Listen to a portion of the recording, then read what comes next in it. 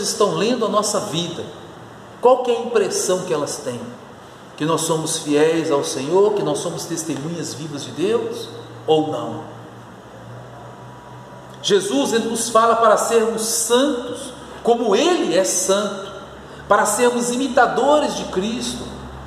E hoje, infelizmente, até citei isso domingo passado, nós vemos o contrário, nós vemos a igreja imitando o mundo, imitando a conduta do mundo.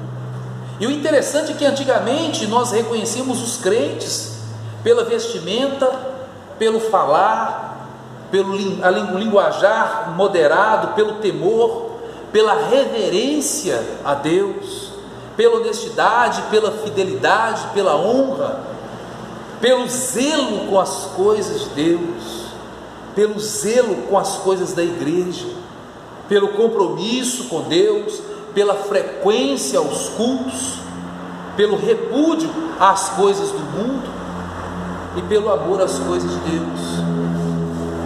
Mas hoje há uma confusão no arraial, há uma confusão tão grande que nós não sabemos mais quem é quem. O meio evangélico está tão parecido com o mundo que quase não dá para distinguir quem é quem. É até comum ver umas menininhas com as mini saias, uns shortinhos, que vai lá no umbigo. Tem evangélico que a boca mais parece um bueiro, de tanto palavrão que fala. Tem evangélico 171, de tanto que mente, de tanto que deve, de tanto que dá cheque sem fundo, é vergonhoso para a igreja. Tem evangélico transando com o namorado, com a namorada, e subindo no altar para poder pregar, para poder louvar a Deus. Tem evangélico roubando da igreja, seja exercendo o cargo de pastor, seja exercendo o cargo de tesoureiro ou outro cargo de confiança. Tem evangélico que é beberrão, tem evangélico fumando maconha, tem evangélico Maria da Penha que espanca a mulher e depois está à noite no culto falando sobre amor. Tem evangélico cartório, porque casa e descasa tanto que é um negócio sério. Tem gente que está no 7º, 8º casamento com a desculpa de que precisa ser feliz, que tem o direito de ser feliz. Isso sem falar nos adúlteros que tem dentro da igreja, dos filhos que são frutos de adultério, sem falar nos que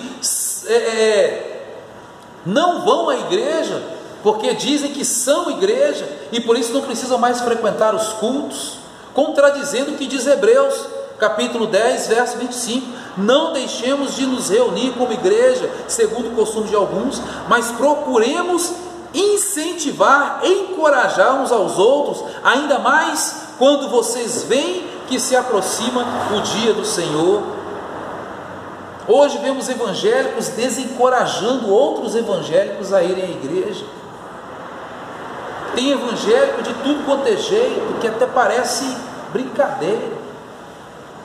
Tem evangélico homossexual, bissexual, transexual.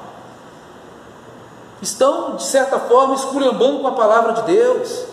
Tem evangélicos se igualando a Deus e tratando a Deus como se fosse um qualquer, tratando Deus por você e não como o Senhor, fazendo as coisas de Deus com desleixo, fazendo as coisas de Deus de qualquer jeito, orando de qualquer jeito, lendo a Bíblia de qualquer jeito. Isso quando não faz as coisas para se autopromover e aparecer mais do que Deus. A coisa escambou de um jeito que parece não haver mais retorno. E o mais triste é que a gente vê que as igrejas muitas vezes estão igual 1 Coríntios. Ela está inchada, está calada, está vendo as coisas ruins acontecerem e não fazem nada. O comportamento pecaminoso, a gente vê que coisas piores acontecem, porque as pessoas que têm um comportamento pecaminoso contrário às Escrituras são muitas vezes apoiados, são até recompensados e até homenageados dentro de algumas igrejas e denominações, porque fica com medo das pessoas ir embora. A pessoa está com pecado, ela não é repreendida, se ela for repreendida ela vai embora, e aí não repreende, e aquela pessoa fica dentro da igreja contaminando os outros que estão tentando andar em santidade. Enquanto quem prega a santidade que prega contra o pecado, que prega o arrependimento, prega a confissão de pecados, prega o compromisso com Deus, prega a vida no altar, essa pessoa é execrada, ela é crucificada, é chamada de santarrão, de até religioso, e muitas vezes excluído das igrejas e denominações. Sabe por quê? Porque prega a verdade, porque prega a palavra de Deus, porque prega para agradar a Deus e não prega para agradar os homens. E muitas vezes essas pessoas são tratadas de forma ruim, como se fosse uma pessoa ruim, e essas pessoas é que estão certas. Olha para você ver como que a coisa inverteu. Existem algumas pessoas que estão dizendo a heresia de que Deus evoluiu, que a igreja modernizou. Se essa é a modernidade da igreja, eu quero continuar sendo retrógrado. Se essa é a evolução da igreja, eu não quero fazer parte, porque a minha Bíblia diz em Malaquias capítulo 3, verso 6, que Deus não muda. A minha Bíblia diz em Hebreus capítulo 13, verso 8, que Jesus Cristo é o mesmo ontem, hoje e sempre será. Então o mesmo pecado que era para Deus no Antigo Testamento é no Novo. O que mudou foi a graça, e essa graça nos permite aproximar de Deus, arrepender dos nossos pecados, confessar os nossos pecados e obter o perdão de Deus. Mas hoje não, eles tornaram a graça de Deus uma desgraça, porque hoje para muitos a graça é como se fosse uma permissão de Deus para continuar pecando. Não é à toa que no Antigo Testamento, e no Antigo e no Novo também, Deus fala a mesma coisa: este povo me adora com seus lábios, mas o seu coração está longe de mim.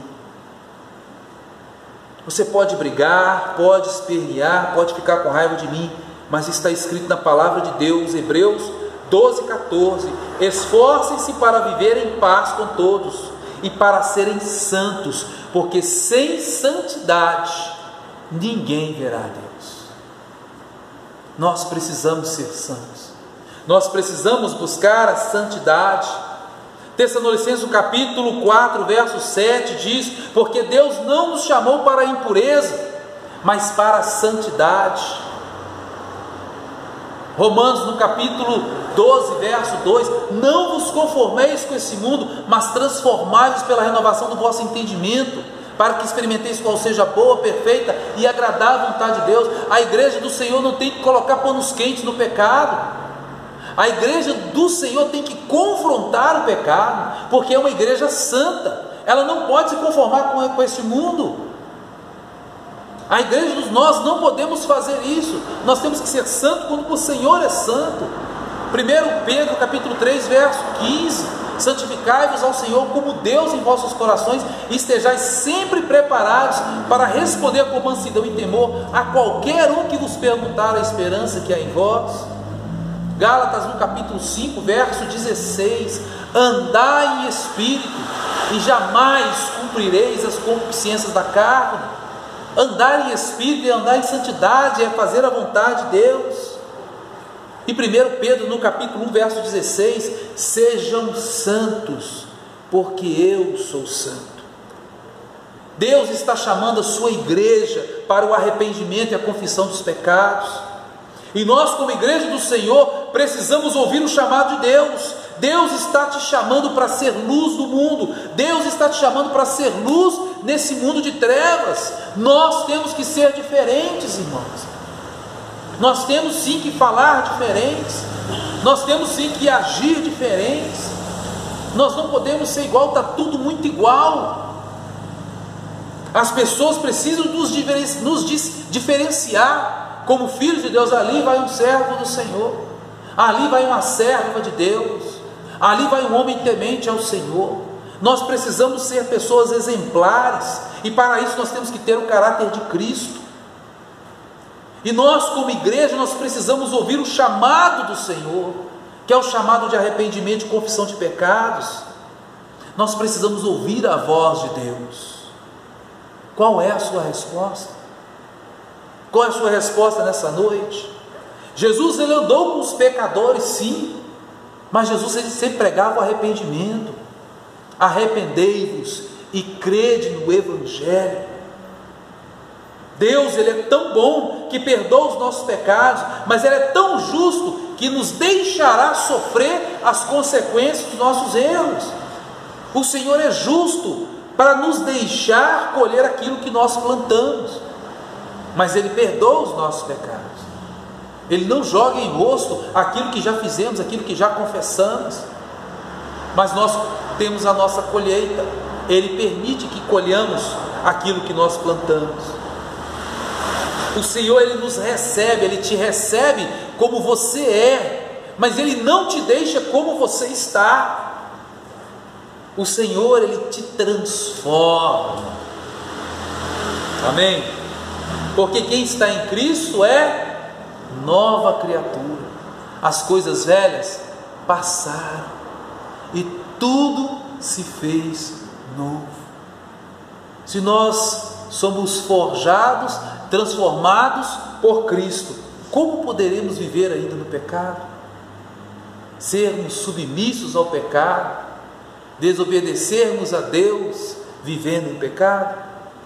A igreja de Jesus, ela é santa, porque é uma igreja transformada pelo poder de Deus. É uma igreja remida, lavada pelo sangue de Jesus, que tem o poder de nos deixar tão alvo quanto a neve. É isso que o Senhor quer que nós sejamos: puros, remidos e santos, mais alvo do que a neve. Amém? Vamos cantar. Alvo mais que a neve, alvo mais que a neve, se deste sangue lavado, mais alvo que a neve serei. Algo mais que a neve.